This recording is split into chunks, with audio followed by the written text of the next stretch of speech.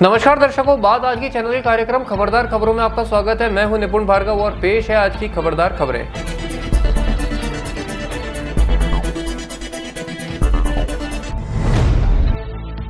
प्रियंका ने बुधवार को मोदी पर बयान देते हुए कहा कि मोदी मुद्दों पर बात नहीं करते। उनके इस बयान पर आज स्मृति ईरानी ने राहुल और प्रियंका को डिबेट की चुनौती दी है। स्मृति ने कहा कि राहुल प्रियंका अपना चैनल, रिपोर्टर, तारीख, समय बताएं, हम बहस के लिए तैयार हैं। किसमें कितना दम है पता चल जाएगा और दूध का दूध और पानी का पानी हो जाएगा।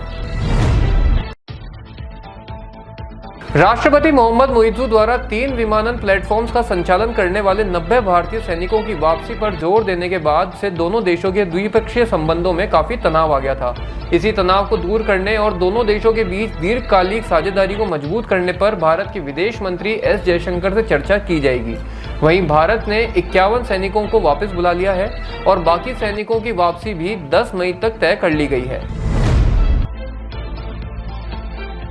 महबूबा मुफ्ती ने कहा है कि अनुच्छेद 370 हटाए जाने के बाद से नई दिल्ली लगातार कश्मीर के लोगों को कमजोर कर रही है और जम्मू कश्मीर के लोगों के अधिकार छीने जा रहे हैं। महबूबा ने लोगों को पीडीपी के उम्मीदवारों के पक्ष में मतदान करने को कहा, जिससे जम्मू कश्मीर के लोगों से संबंधित चिंताओं को संसद में उठा सके। 2023 में एआईएमआईएम प्रमुख असदुद्दीन ओवैसी के छोटे भाई अकबरुद्दीन ओवैसी ने एक हेट स्पीच में कहा था कि अगर 15 मिनट के लिए पुलिस को हटा दिया जाए तो हम 22 करोड़ मुसलमान 100 करोड़ हिंदुओं को खत्म कर देंगे। उनके इस बयान पर आज नवनीत राणा ने कहा कि छोटे, हमको तो सिर्फ 15 सेकंड लगेंगे। अगर 15 सेकंड के लिए पुलिस को हटाया तो छोटे बड़े दोनों को ये पता नहीं लगेगा कि आए कहां से और गए कहां को। इस पर एआईएमआईएम के वारिस पठान ने कहा कि इस तरह के बयान से दोनों समुदायों में तनाव बढ़ सकता है। पिछले 40 घंटे से चल रही मुठभेड़ में सुरक्षा बलों ने एक वांछित आतंकवादी समेत 3 आतंकवादियों को मार गिराया है। कुलगाम के रेडवानी पाइन इलाके में चल रही यह मुठभेड़ रात से शुरू हुई थी, जो आज सुबह खत्म हुई। सुरक्षा बलों ने वहां से काफी मात्रा में गोला बारूद और अन्य हथियार बरामद किए हैं। लोकसभा चुनावों के बीच प्रधानमंत्री को सलाह देने वाली आर्थिक सलाह परिषद की एक नई रिपोर्ट आई है, जिसके नतीजों से हिंदू बनाम मुस्लिम की राजनीति को और हवा मिलेगी। रिपोर्ट के मुताबिक भारत में 1950 के बाद से हिंदुओं की आबादी में 8% की कमी आई है, जबकि दूसरी तरफ मुसलमानों का ग्राफ 43% की तेजी से बढ़ा है। इस रिपोर्ट पर भाजपा नेता गिरिराज सिंह ने कांग्रेस को घेरते हुए कहा कि कांग्रेस भारत को इस्लामिक स्टेट बनाना चाहती है। कांग्रेस ने वोट बैंक के लिए देश में रोहिंग्या और बांग्लादेशी घुसपैठियों को एंट्री दी है और अब वोट बैंक के लिए ही ये मुसलमानों के आरक्षण की बात कर रहे हैं। आज रूस ने विक्ट्री डे पर अपने संबोधन में कहा कि यूक्रेन पश्चिमी देशों का गुलाम बन गया है, लेकिन हम जानते हैं कि हमें क्या करना है। पुतिन ने यूक्रेन की तुलना नाजियों से की है और कहा कि रूसी मातृभूमि के खिलाफ युद्ध छेड़ा गया है। पुतिन ने कहा कि इस युद्ध का नतीजा ही हमारी मातृभूमि की किस्मत तय करेगा। उन्होंने कहा कि इस युद्ध में पश्चिमी देशों को भारी कीमत चुकानी पड़ेगी। जरूरत पड़ने पर हम हर वो हथियार इस्तेमाल करेंगे जो हमें विजयी दिलाएगा।